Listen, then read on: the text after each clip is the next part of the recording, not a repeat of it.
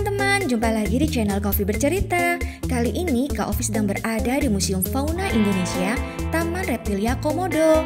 Sambil menikmati videonya, jangan lupa ya subscribe, like, dan tekan tanda lonceng untuk mendapatkan update video Kak Ovi selanjutnya.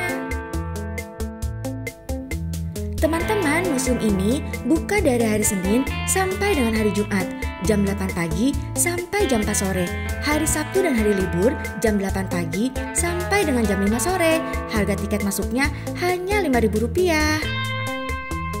Museum ini luas tanahnya 10.120 meter persegi dengan luas bangunan 1.500 meter persegi. Diresmikan oleh Presiden Soeharto pada tanggal 20 April 1978.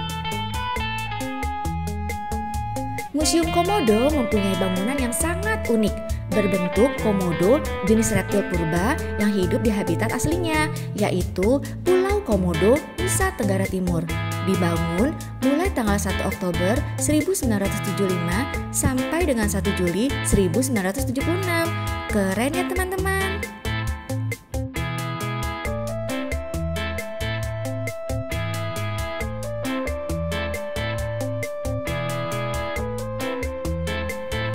Lego teman-teman. Apa sih kok Lego? Let's go maksudnya. Teman-teman, tema pameran di museum ini adalah keanekaragaman fauna dari Kepulauan Nusantara. Dikelompokkan berdasarkan daerah penyebarannya, dari barat sampai ke timur, dari Sumatera sampai Papua. Sedangkan dari pantai dan pegunungan menunjukkan habitatnya, yaitu tempat di mana satwa tersebut hidup. Museum ini terdiri dari 2 lantai. Lantai pertama terdapat mamalia dan reptil. Di sini juga ada auditorium. Teman-teman dapat menyaksikan cuplikan sejarah tentang berbagai jenis reptil yang ada. Tapi sayang, sewaktu kesini auditoriumnya tutup dikarenakan sedang dalam perawatan. Kayak muka kita yang harus sering dirawat. Nah teman-teman, tadi kita sudah lihat kan di sebagian diorama terdapat kura-kura, penyu, dan labi-labi.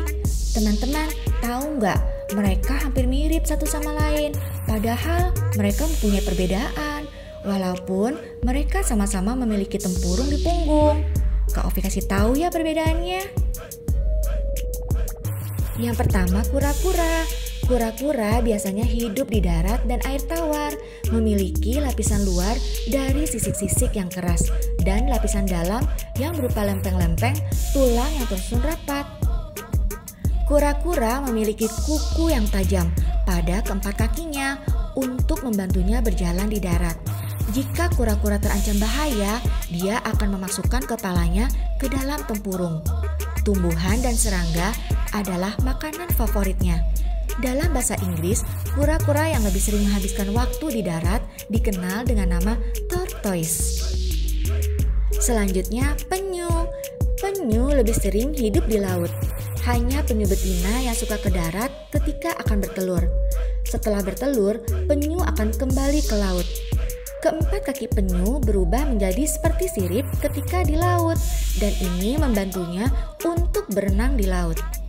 Teman-teman, perbedaan dengan kura-kura, penyu tidak dapat memasukkan kepalanya ke dalam tempurung, dan makanan penyu adalah ikan-ikan kecil dan ubur-ubur laut.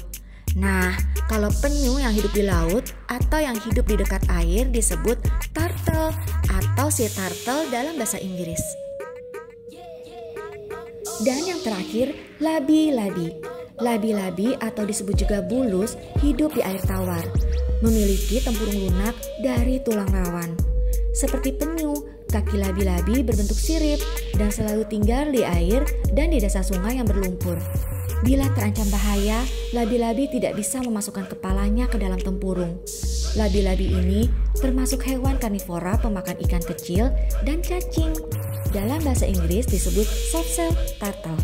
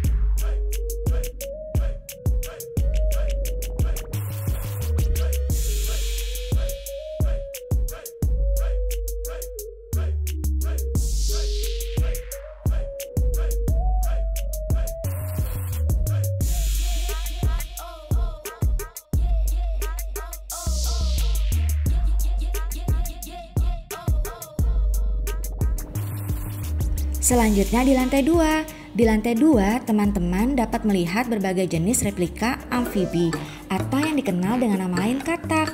Di sini terdapat beraneka ragam amfibi dari berbagai provinsi di Indonesia sesuai dengan habitatnya. Ngomong-ngomong soal katak, Kak Ovi punya tebak-tebakan nih. Katak apa yang bersaudara? Hayo, katak apa? Jawabannya, katak beradik. Hihihi.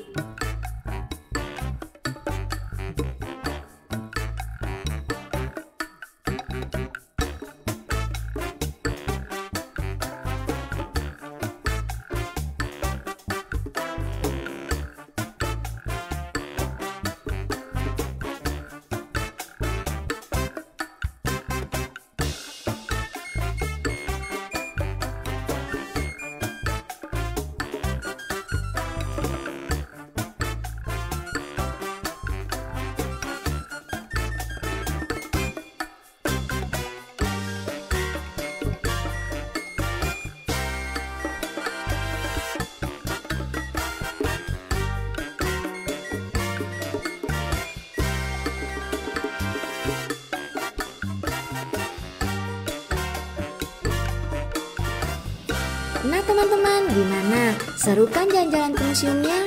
Jangan lupa ya, tonton video Kak Ovi yang lainnya. Sampai jumpa!